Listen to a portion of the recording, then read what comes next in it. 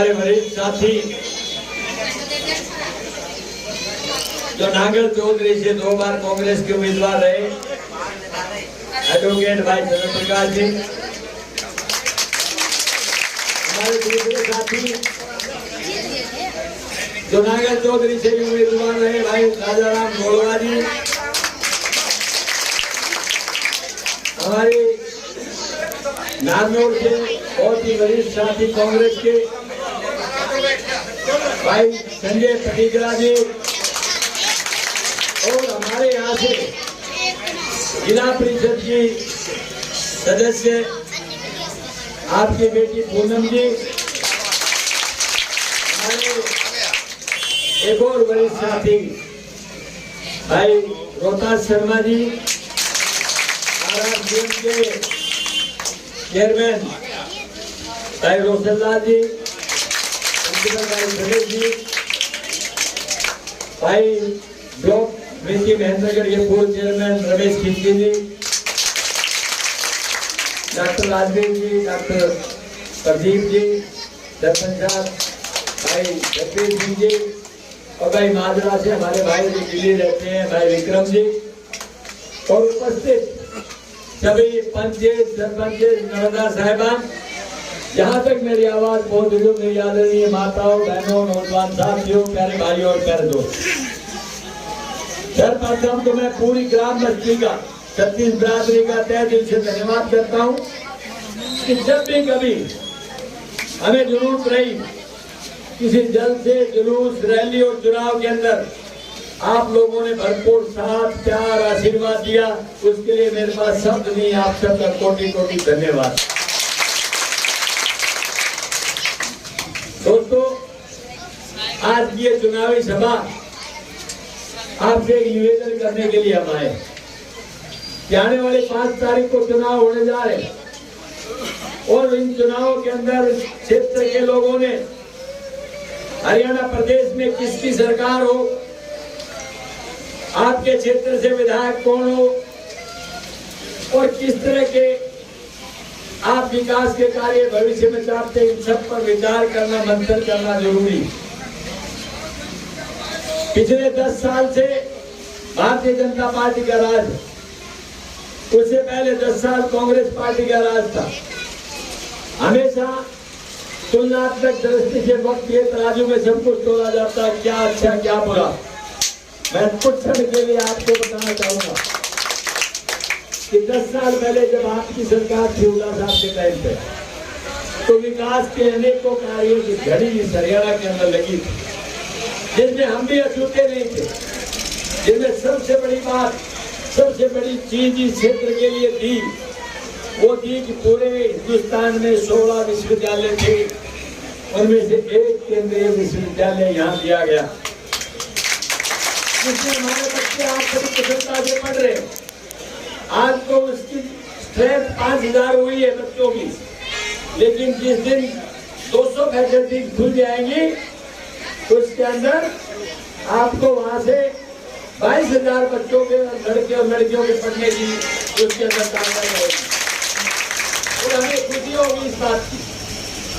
जैसे अभी पिछले 7-8 साल जब से चली है यूनिवर्सिटी, तब से उसके अंदर 37 बच्चों ने विदेश के अंदर नौकरी प्राप्त की है। ये हम कभी सोच के नहीं सकते थे कि हमारे यहाँ का बच्चा पढ़ करके आ जाएगा। उसमें मेडिकल कॉलेज भी इंक्लूडेड है, उसमें सेंट्रल स्कूल भी इंक्लूडेड है, लेकिन इस सरकार ने दोनों को होने नहीं दिया अभी तक। अगर भगवान न करे किसी को जरूरत पड़े मेडिकल कॉलेज की, लेकिन हारी बीमारी कभी किसी का इंतजार नहीं करती। आज अगर कोई भाई पीड़ित हो जाता है, बीमार हो जाता है, एक्सीडेंट हो जाता है और वो हॉस्पिटल में जाता है, तो जाते ही डॉक्टर इलाज नहीं करते, पेन लेके पेपर पे 2 शब्द लिखते हैं, और वो शब्द क्या है? वो शब्द ये है, refer to Delhi, refer to Rohtak, refer to Jaipur. यानी आपका ये केस हमारे लायक नहीं है, हम नहीं कर सकते इलाज, आप इसे या तो जयपुर ले जाए, या दिल्ली ले जाए, या रोहतक ले जाए। और वो भाई जो एक्सीडेंट हो गया या बीमार है, जब जाता है तो 50% लोग रास्ते के अंदर दम तोड़ देते हैं। आप सोच के देखो कितना बड़ा अन्याय हमारे साथ। इसलिए हम चाहते हैं कि यहाँ मेडिकल कॉलेज होना चाहिए। हमने कोरियावास बनाया, वो स्टेट का है, यहाँ IMT सेंटर का है। इसके लिए मैंने भी हेल्थ मिनिस्टर को लिखा, कई बार उनको रिमाइंड भी कराया, उनका लेटर भी मेरे पास आया। यह विचाराधीन है आपकी बात, हम इसको पूरा करेंगे। लेकिन एक वाइस चांसलर ने चल करके ये कोशिश नहीं की कि हमारे को मेडिकल कॉलेज क्यों नहीं दिया जा रहा। दूसरा सेंट्रल स्कूल, वो सेंट्रल स्कूल वो है जिसमें अंग्रेजी मीडियम से गरीब आदमी का बच्चा पढ़ेगा, जो दूसरे प्राइवेट स्कूल में जाता है तो दुनिया भर की फीस लेती है, और उसके अंदर सरकारी होने के नाते 20-30 रुपए की फीस के साथ हमारे बच्चे इतने इंटेलिजेंट हैं कि उससे बहुत कुछ सीखेंगे। आज हमने 10 एकड़ जमीन दे दी, 25 करोड़ रुपए उससे जिनको जमा करा दिए, उसके बावजूद भी इन्होंने हमें वो स्कूल और वो मेडिकल कॉलेज नहीं दिया। उसके बाद आपके क्षेत्र के अंदर आप कौन सी चीज लगाएंगे? जो आपका 148 बीघा रास्ता फ्लाईओवर है, वो उस टाइम का बना, judicial complex, auditorium, stadium, park, subdivision, tehsil. और भाई अपने गांव में लगाओ तो मैं अभी बता रहा था कि आपके PHC की बात आई, पानी की बात आई, पावर स्टेशन की बात आई, ITI की बात आई। 4 ITI अपने हल्के में, पहले एक थी, फिर एक महिला बगल में खोली, फिर दूसरी मालड़ा में खोली, फिर तीसरी सतनाड़ी में खोली, और भाई 3 गवर्नमेंट कॉलेज और 8 प्राइवेट कॉलेज। इतने कॉलेज चीफ मिनिस्टर के हल्के में भी नहीं है जो आपके हल्के अंदर, ये सिर्फ कांग्रेस के तहत। लेकिन आज मैं ये जानना चाहता हूँ कि सरकार ने एक संस्था बता दे, एक स्कूल बता दे। मैं ये बता सकता हूँ कि इन्होंने क्या क्या नहीं किया। सबसे पहले जो हमारी सबसे बड़ी डिमांड थी कि हम बच्चों को तो यहाँ पढ़ा लेंगे स्कूल, कॉलेज और यूनिवर्सिटी से, लेकिन हमारे बच्चे पढ़ के जाएंगे कहाँ? उनका भविष्य क्या है? सरकारी नौकरी से उनको दे नहीं सकते। फौज को आपने कच्चा और पक्का कर दिया। एक टाइम था जब हमारे बच्चे घर में भाई जमींदारा करता था, दूसरा भाई फौज में भर्ती हो जाता था, और ये नौजवान बच्चे 200 की संख्या में रोडों पर दौड़ के फिजिकल फिटनेस अपनी साबित करते थे, और उससे जाके ये फौज में भर्ती हो जाते थे। इन्होंने उसका रूप बदल दिया, उसका नाम रख दिया अग्निवीर। किस तरह का अग्निवीर? एक बच्चा 18 साल में भर्ती हो जाता है, 100 बच्चे अगर भर्ती होंगे तो 75 बच्चों को 4 साल के बाद में रिजेक्ट करके वापस भेज दिया जाएगा। ये क्या भविष्य भाई? और जो 75 वापस आएंगे उनका कोई पेंशन नहीं, कोई एक्स-सर्विसमैन का स्टेटस नहीं, कोई उनकी रोजगार के लिए जॉब सिक्योरिटी नहीं, और भगवान ने अगर उस 4 साल के दौरान कोई घटना इस तरह की घट गई, उसके साथ गोली चल गई, और अगर वो भाई नहीं रहा हमारे बीच में, तो उसका शहीद का दर्जा नहीं। ये किस तरह की फौज है? हमने पुरजोर विरोध किया इसका, और पिछले पार्लियामेंट के चुनाव में भी कहा था कि अगर कांग्रेस की सरकार आई तो पहले दिन अग्निवीर को खत्म कर देंगे। रेगुलर भर्ती जो फौज की है वो हम कर देंगे। आज हरियाणा के अंदर भारतीय जनता पार्टी ने जब राज लिया तो सपने दिखाए, 2 करोड़ लोगों को रोजगार देंगे, महंगाई कम करेंगे, अच्छे दिन लेकर के आएंगे, आपका विकास कराएंगे, कानून व्यवस्था को बरकरार रखेंगे। मैं ये जानना चाहता हूँ कि अभी 10 दिन पहले हमारी एक महिला को सरेआम गोली मार के हत्या कर दी गई। क्या इससे पहले भी कभी हुआ था ऐसा? कभी नहीं हुआ। हमारे यहाँ 325 के झगड़े छोटे मोटे होते हैं जिनका महीने 20 दिन के बाद में समझौता होकर के ठीक हो जाता है। जब हत्या होने लगे और जो नशे की बातें करने लगे और कानून व्यवस्था में अपराध आगे बढ़ने लगे, तो हमारा भविष्य क्या है? ये फैसला आपको लेना है। दोस्तों, मैं कुछ बातें कहना चाहता हूँ कि ये कहते हैं 70 साल में कांग्रेस ने क्या किया है। कहना बड़ा आसान है, लेकिन एक बात दिल पर हाथ रख के सोचना कि जिस दिन नेहरू से मैं शुरू करता हूँ कि सबसे पहले IIT, IIM, ISRO जो सैटेलाइट ऊपर प्लान थे जिनके ऊपर आज टेलीफोन चलते हैं, वो किसी ने दिया, जवाहरलाल नेहरू ने दी। एटम बम की कहते तो पावर, वो अगर किसी ने दी तो इंदिरा जी ने दिया। 71,000, 95,000 बख्तरबंद गाड़ी और हथियारों समेत फौज ने सिलेंडर आत्मसमर्पण कराया, तो वो इंदिरा जी के टाइम पे हरियाणा हिंदुस्तान की फौज ने कराया। और भाई उसके बाद राजीव जी आए, 20वीं सदी में रहते हुए 21वीं सदी की कंप्यूटर क्रांति अगर किसी ने दी, ये मोबाइल क्रांति किसी ने दी तो राजीव गांधी ने दी, और उसके बाद संजय गांधी दी। हिंदुस्तान के अंदर 2 कारें बढ़ती थी, एक एम्बेसडर और एक फिएट। आप दिया लेके ढूंढेंगे आज कार मिलेगी नहीं, मिलती है क्या? एम्बेसडर फिएट मिलती है कि नहीं है? ये क्रांति सिर्फ संजय गांधी ने दी कि आज मारुति से शुरुआत की, और आज ताजुब करोगे आप 12 करोड़ रुपए की गाड़ी भी हिंदुस्तान में बढ़ती है। ये उपलब्धि किसकी है?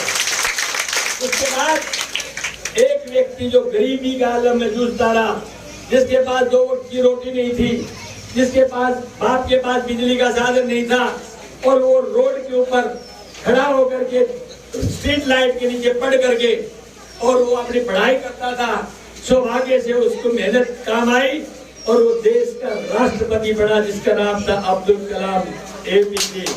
और ये देखो, खाली राष्ट्रपति नहीं बना वो आदमी, वो मिसाइल मैन बना, एक साइंटिस्ट बना।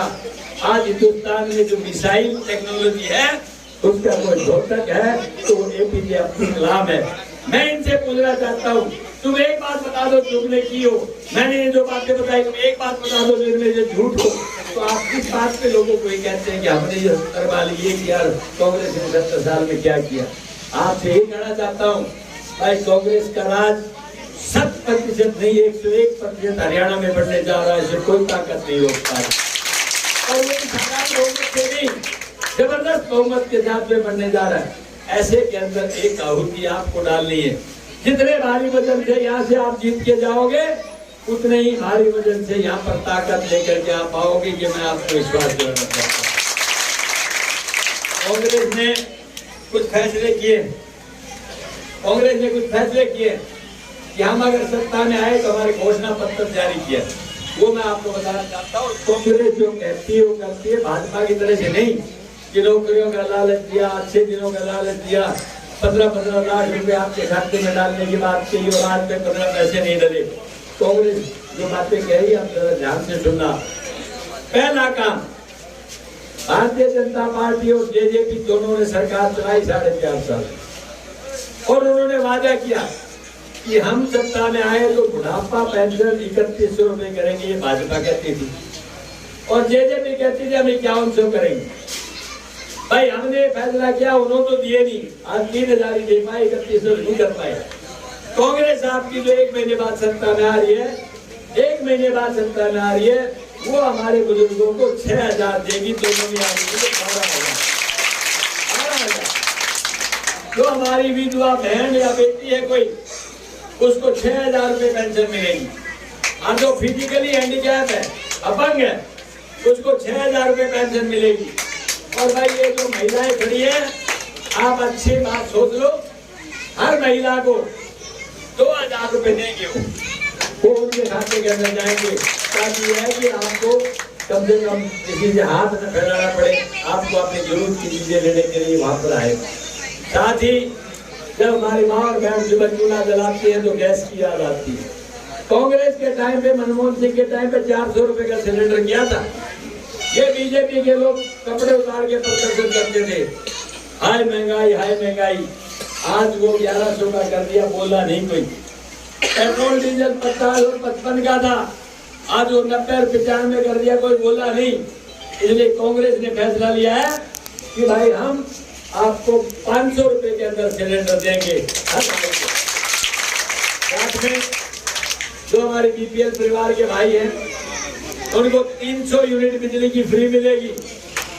और भाई 100 गज का प्लॉट खाली नहीं मिलेगा, उसके अंदर 2 कमरे, 1 लैट्रिन, 1 बाथरूम, ये बना करके देंगे, अपनी बार खाली नहीं देंगे। और सबसे बड़ी बात, इस भारतीय जनता पार्टी ने 3-4 चीजों में अटका के रखा। एक है फैमिली ID, यानी आपके PPP, ये कहता है पब्लिक परमानेंट परेशानी पत्र। भाई आते ही जिस दिन आपका राज स्थापित होगा, पहले झटके से ID का जो फैमिली ID PPP खत्म कर देंगे, ताकि आपको परेशानी नहीं। और साथ ही इन्होंने कहा कि कोई भी चीज आए, कोई समस्या हो, आप CM विंडो में दे दो या पोर्टल पे डाल दो। सीएम विंडो उठाता नहीं और पोर्टल पे डाल दो तो डाले कैसे? वो कहते हैं कि या तो नेटवर्क नहीं या कंप्यूटर चलाना नहीं आता। तो आप मुझे बताइए वो कहाँ तक सीएससी में जाके इस बातों को लोड कराएगा? ये सिर्फ देने वाले बहाने हैं। इसलिए और बहुत सारी चीजें हैं जिनमें इन्होंने भूले खा देके अपना समय बिता दिया।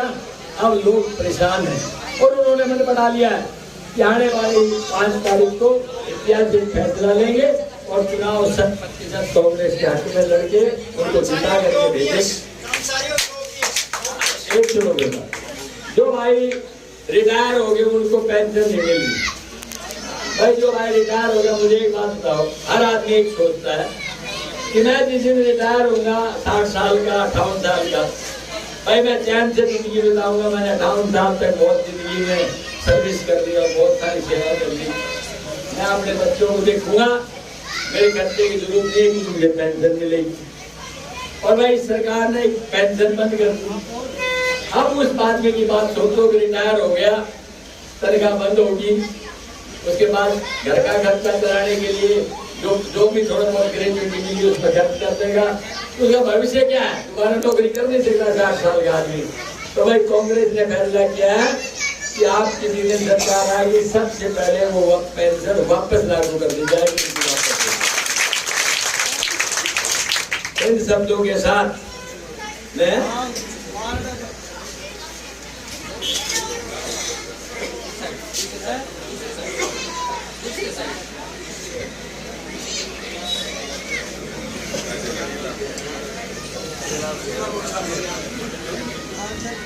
एक लोगों के अंदर ये बात आई, एक कुछ दिन के लिए कुछ लोगों ने एजुकेशन भी किया कि भाई मेहंदीगढ़ जिला बनना चाहिए। मैं भी कहता हूँ जिला बनना चाहिए, लेकिन जिला क्यों नहीं बन पाया? कि जब हिंदुस्तान में जब पंजाब से हरियाणा अलग हुआ और डीसी उस टाइम जिला महेंद्रगढ़ का डीसी बैठने के लिए आया, महेंद्रगढ़ के लिए अंदर कोई उसकी ऑफिशियल मकान नहीं मिल पाया और वो नारनौल में जाके उस समय के विधायक ने कहा कि मेरे यहाँ आइए, मैं नारनौल में जगह दिलाता हूँ। वो नारनौल चला गया और नारनौल में जाके उसने दफ्तर भी नारनौल में बढ़ा दिया। आज हरियाणा के अंदर मैं समझता हूँ शायद दूसरा जिला है जहाँ जिले का नाम महेंद्रगढ़, हेडक्वार्टर है नारनौल। भाई नारनौल भी हमारा बड़ा भाई है। हम ये नहीं चाहते कि नारनौल का हिस्सा लेके हम यहाँ जाए, क्योंकि वहाँ पर डिस्ट्रिक्ट हेडक्वार्टर सारे बिजली फैक्ट्री वगैरह बड़े वो अपनी जगह रहे, हम दूसरा जिला ले। और 2 जिले कैसे बन सकते हैं? उसकी कुछ रिक्वायरमेंट है। यूँ नहीं कि मैं कह दूँ या कल की व्यक्तिगत आपने जिला बना दिया तो नहीं बनता। उसके लिए एक तो जनसंख्या उतनी होनी चाहिए, दूसरा 2 सब डिवीजन और 1 तहसील ये होनी चाहिए, फिर उसमें कई लोग होने चाहिए। इन सब बातों को देख के ये फैसला लिया जाता है कि अब इसको जिला 2 बना दिया जाए, 1 की हो जाए।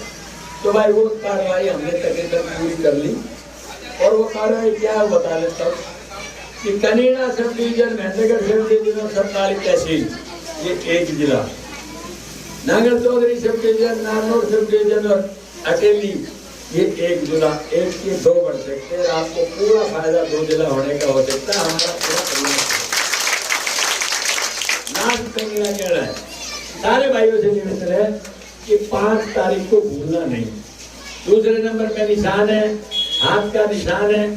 और भाई सुबह 7 से लेकर शाम को 7 बजे तक सभी कार्यकर्ताओं से निवेदन है कि वो इसको हल्के में ना लें। उसके लिए जितना भी समय लगाना पड़े उसको लगाए। अपना वोटर नहीं आया तो उसको लेकर के आए। ये ध्यान रखें किसने वोट डाल दिया, किसने नहीं डाल दिया आपको,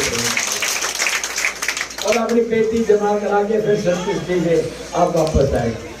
कुछ लोगों ने ये कहा जी नेताजी हम वोट तो दे देंगे आपको, लेकिन हमारा वोट गिनती को नहीं होगा। मैं बोले क्यों नहीं होगी? तो बोले तेरे नजदीक की फलाना है, वो कह देगा तो वोट ना दिया। तो भाई मोहन भाइयों से निवेदन करना चाहता हूँ, भाई ये तो अंधेरे में भी दिखता है, तो वोट देगा तो मैं आ करूँगा, उसकी मुर्गे कहने से बात करेंगे। दूसरी बात ये है, आपने मेरे को मान सम्मान की पगड़ी दी है, मैं इसका विश्वास दिलाता हूँ इस मान सम्मान की पगड़ी को हमेशा ऊंचा करके रखूंगा। और भाई मालड़ा के लिए मेरे पास शब्द नहीं, आपने हर पूरे अच्छे वक्त के अंदर मदद की है। जब भी चुनाव लड़ा है आपने बहुमत से याद जिता करके भेजा है। फिर एक इतिहास बनाने का मौका है, क्योंकि नया इतिहास आपके आने वाले समय में रचा जाएगा, वो आपको रचना है। ठाकुर पूर्ण सिंह भाषण देते देते बहुत कहता था कि भाई जो मांडोला मालड़ा ने कर दिया वो शायद जिले में कोई ना कर सके। तो भाई मेरा तो पहला गांव मालड़ा है और बाद में सारे गांव आते हैं।